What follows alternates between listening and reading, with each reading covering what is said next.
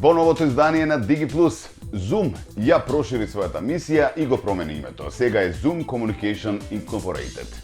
ChatGPT наскоро ќе одговара на прашања преку камера, новата функција видео во живо во тест фаза.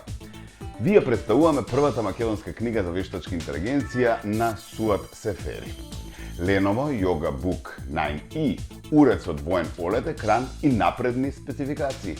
Microsoft развива рачна Xbox конзола, Фил Спенсер открива нови планови. Сето тоа до самиот крај.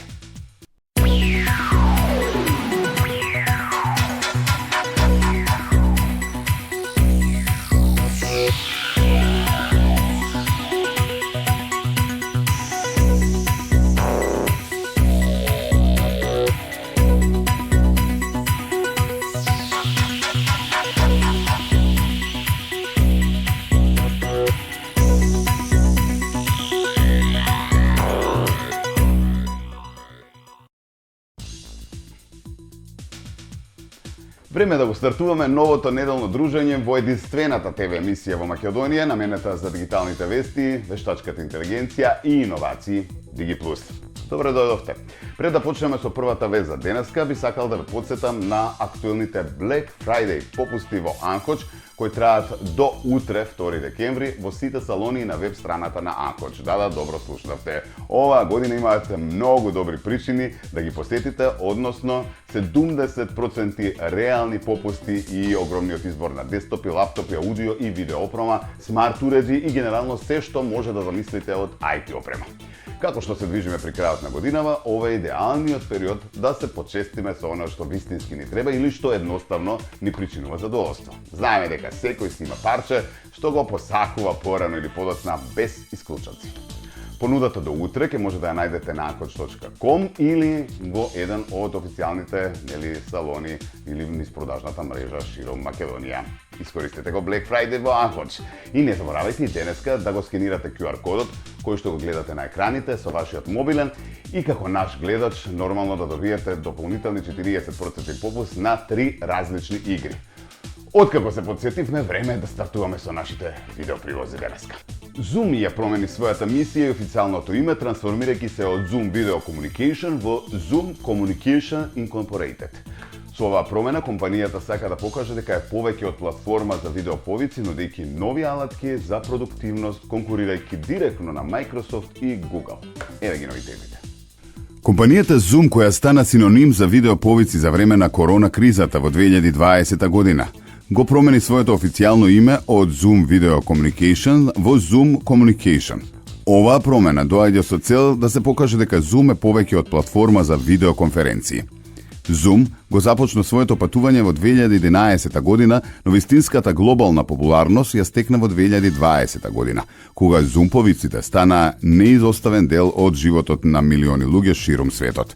Компанијата доминираше во пазарот за виртуелна комуникација, принудувајќи ги конкурентите како Microsoft Teams, Google Meet да го следат нејзиниот тренд. Во официјалното соопштение, Zoom објавува дека оваа промена на името ги одразува нивните проширени услуги. Сега компанијата нуди алатки кои конкурираат на Microsoft Word и Google Docs, заедно со нови функции подкрепени со генеративната вештачка интелигенција.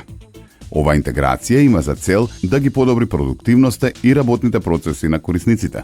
Zoom истакнува дека сака да биде целосен пакет за деловна и лична продуктивност. Со ова се позиционира како директен конкурент на гигантите како Microsoft и Google, но и помалите платформи како Zoho. Преку новото име и стратегија, Zoom се подготвува за нова ера, каде што ќе биде повеќе од само платформа за видеоповици. Ќе стане клучен играч во секторот за дигитална продуктивност. Одиме вака, ChatGPT наскоро би можел да одговара на прашање преку камера со новата функција видео во живо. Ова опција, која е во тест фаза на Android, ќе овозможи интерактивни одговори во реално време преку анализа на видеоподатоци и препознавање на објекти, емоции и состојки. OpenAI активно тестира нова функција наречена видео во живо, која ќе му овозможи на ChatGPT да одговара на прашање преку камера. Оваа функција, дел од напредниот гласовен режим, прв пат беше демонстрирана во мај на настанот посветен за вештачка интелигенција. Според PC Press и Gadget360.com, Таа моментално се тестира во бета верзијата на Android уреди. Иновацијата ќе им овозможи на корисниците да пристапат до ChatGPT преку камерата на паметен телефон и да добијат одговори во реално време. Четботот ќе може да обработува видео повици, што представува значаен чекор кон повисоко ниво на интерактивност. Корисниците ќе можат, на пример, да му покажат објект, состојки или дури околината и да добијат релевантни информации и совети. Еден од клучните функции е можноста за препознавање состојки. ChatGPT може да скенира фрижидер на корисникот, да ги идентификува состојките и да предложи рецепти врз основа на достапното. Освен тоа, четботот може да анализира изрази на лицето на корисникот, со што би проценило расположение или емоционална состојба. Друга интригантна способност е идентификација на објекти. ChatGPT може да ги препознае предметите што корисникот ги покажува преку камерата и да даде детален опис или контекст. Например, може да идентификува уреди, временски услови, па дури да запомни претходно видени објекти од сесиите во живо. Функцијата ветува многу потенцијални употреби од домашна помош до едукативни професионални цели. Со ова ChatGPT се позиционира како еден од најнапредните AI асистенти досега. Иако функцијата се уште е во бета фаза, OpenAI не објави конкретен датум за нејзино официјално објавување. Ова значи дека јавната достапност може да потрае, но првичните тестови ја поставуваат основата за нова ера во интерактивноста со вештачката интелигенција. Корисниците и аналитичарите очекуваат дека оваа функција ќе донесе револуција во начинот на кој комуницираме со AI технологијата. Ако биде успешна имплементацијата, таа може да промени начин на кој го гледаме ChatGPT од текстуален помошник во вистински визуелен асистент. Долгогодишниот професионалец во IT индустријата Суат Сефери ја објави првата книга за вештачка интелигенција на Балканот AI Journey, со цел да едуцира како луѓето ефикасно да користат вештачката интелигенција. Во продолжение токму тој ни ги појаснува деталите за ова негово авторско дело. Следиме неколку минути, би сакал да ја презентирам мојата книга на која што сум автор и во оваа книга работев 2 години, имав доста длабоко истражување, каде што сум презентирал, сум пишувал во врска со вештачката интелигенција од историја, сегашноста и иднината. Освен тоа, има и чаптер што е roleplay, интерактивен чаптер, каде што во тој чаптер ќе бидете запознаени со алатките што треба да ги користите во секојдневието и доста продуктивни промптс, како што викат. Со тие промптс, значи, ќе можете да извлечете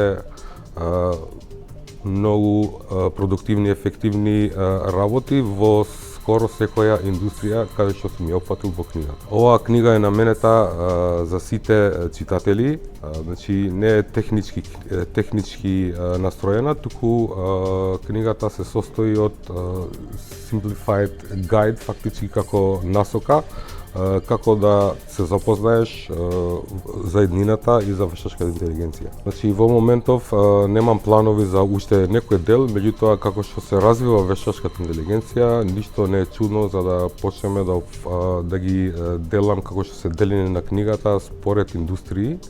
На тој начин ќе се состои, другите книги би се состоиле за индустриите конкретно. Има и дигитална верзија, каде што е на мојот сајт ја има на книгата. Исто така книгата постои и во Амазон, исто и во нашите книжарници низ Македонија. Книгата е на англиски јазик, моментално нема интерес за да се направи на македонски јазик, меѓутоа доколку се покажа таков интерес, би можеле да направиме на македонски јазик. Мојата прва промоција ја имав во Малме универзитет во Шведска, каде што таму покажа доста голем интерес. Имав отприлика 100 студенти, каде што бев исто таму како guest lecturer и мојата цел и намера е да ги едуцирам луѓето како да користат вештачка интелигенција на најпродуктивен начин. Во Македонија се користи доста вештачка интелигенција, меѓутоа не се користи како што треба. Во книгата е опишано како да исцрпиш најголема продуктивност од вештачка интелигенција, со тоа што Како што нагласив, промптс кои се наменети за скоро секоја индустрија, на тој начин можеш да ги исцрпиш информациите што тебе ти требаат, затоа што јас почнувам од себе. Од кога сум влегол во овој свет, кариерата ми е сменета за 200% кон повисоко ниво. Планирам да имам неколку workshops, работилници, каде што сакам да ги инволвирам скоро сите индустрии како што се спомнати во книга и ќе почнам ево од вас новинарите на почеток, на тој начин за да се види и во новинарство каде сме ние како држава и што треба ние да правиме на најпродуктивен начин за да се изјасниме и олесниме на некој начин во животот, затоа што на крај на денот ова не е некој вид олеснување и после сакам да продолжам и со студенти, со универзитети и така натаму. Вештачката интелигенција реално моментално е во фаза на киндергарден, каде што цел свет се развива и доколку ние не можеме и не се синхронизираме со развивањето на тој дел, ќе останеме едноставно назад, многу назад, затоа што веќе сите компании светски алудираат кон тоа да автоматизираат процеси, да автоматизираат работи. Меѓутоа, човечкиот фактор е се уште важен и секогаш ќе биде важен во иднината. Lenovo ја представи новата генерација на својот иновативен лаптоп YogaBook 9e, кој сега е надграден со нови Intel Core Ultra процесори и двоен OLED екран. Овој лаптоп ги заменуваат класичните компоненти како тастатура и тачпад со два OLED екрани кои возможуваат уникатни начини на работа и повеќе режими на користење. Lenovo ја представи надградената верзија на својот концептуален лаптоп YogaBook 9e, кој сега доаѓа со нови Intel Core Ultra процесори. Овој иновативен уред нема класична тастатура и тачпад, туку користи втор OLED екран кој возможува уникатно корисничко искуство. Во пакетот со лаптопов се вклучени Bluetooth тастатура, стилуси, бежичен глушец и футрола, која нуди различни начини на поставување на уредот. YogaBook 9e се издвојува со својот двоен OLED екран кој возможува повеќе режими на користење. Корисникот може да го користи како класичен лаптоп со виртуелен тачпад на долниот екран или да ја користат магнетната тастатура за полесно пишување. Екраните поддржуваат допир, што ја олеснува навигацијата и интеракцијата. Уредот може да се постави и вертикално, создавајќи два паралелни екрани, или хоризонтално, што е погодно за мултитаскинг и креативни задачи. Футролата дополнително го олеснува користењето со различни конфигурации. Во внатрешноста на лаптопот се наоѓа Intel Core Ultra 7, кој е оптимизиран за канцелариски задачи и мултимедија. Комбиниран е со 16 GB RAM меморија и 1 TB SSD. Иако е способен за повеќе обични задачи, овој модел не е идеален за гейминг или напредни апликации. YogaBook 9e има алуминиумско кукиште со елегантен дизајн и е опремен со 5 мегапиксели IR камера за Windows Hello. Шарката возможува ротација за 360 степени, што дополнително ја зголемува флексибилноста на уредот.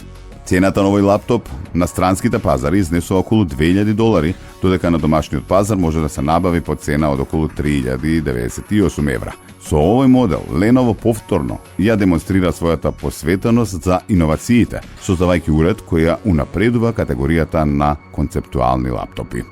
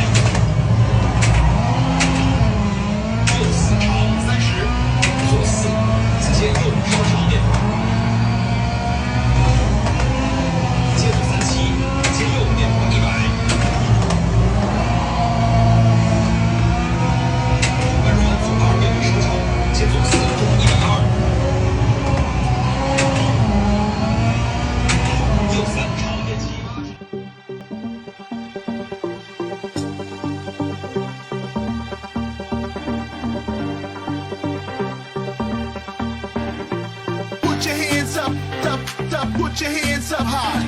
Put your hands up. Put your hands up high.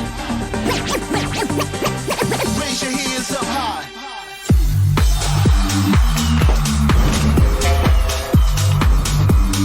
Put your hands up high.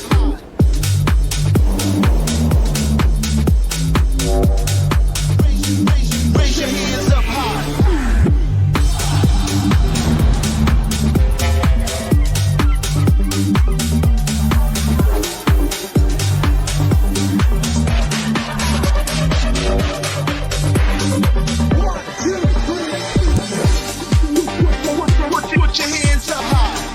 Put your hands up, up, up. Raise your hands up high. Put your hands up high. Raise your hands up high.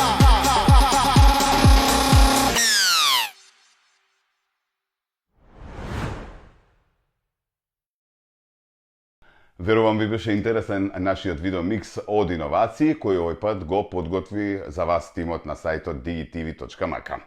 Оно што следува во DigiPlus се минутите за геймерите, но веднаш по вкусата пауза. Бидете така.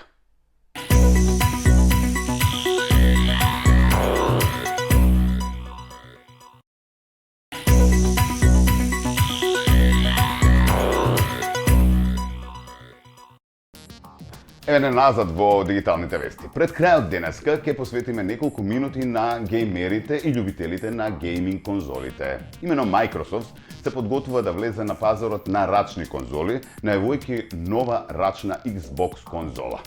Според шефот на Xbox, Фил Спенсер, проектот е во рана фаза. Се уште има развој кој што треба да го помине, но иновативни можности за геймерите во иднина со акцент на интеграцијата во Xbox Game Pass и мобилната платформа. Одделот за игри на Microsoft се насочува на развој на нова рачна конзола, најави шефот на Xbox Фил Спенсер во неодамнешното интервју.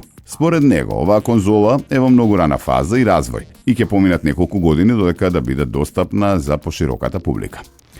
Пазарот за рачни конзоли значително се зголеми во последните неколку години благодарение на технолошкиот напредок. Овој тренд започна со Nintendo Switch. Иако нема конкретни детали за новата рачна Xbox конзола, Спенсер спомна дека Microsoft веќе направило прототип и дека тимот активно истражува финансиски и пазарни аспекти. Според него, идејата е да се создаде уред кој би се вклопил во екосистемот на Xbox и би ја проширил достапноста на Game Pass услугата, која се смета за еден од клучните елементи на стратегијата на Microsoft. Покрај работата на новиот уред, Microsoft го подобрува и мобилното искуство за постоечките рачни конзоли. Спенсер истакна дека тимот развива апликација за мобилни уреди кој ќе го олесни префрлувањето на игрите и податоците меѓу различни платформи. Во план е и продавница за мобилни апликации, но незината реализација е паузирана додека не се заврши истражувањето на пазарот. Иницијативата за рачна конзола е дел од пошироките напори на Microsoft да ја заекне својата позиција во гейминг индустријата.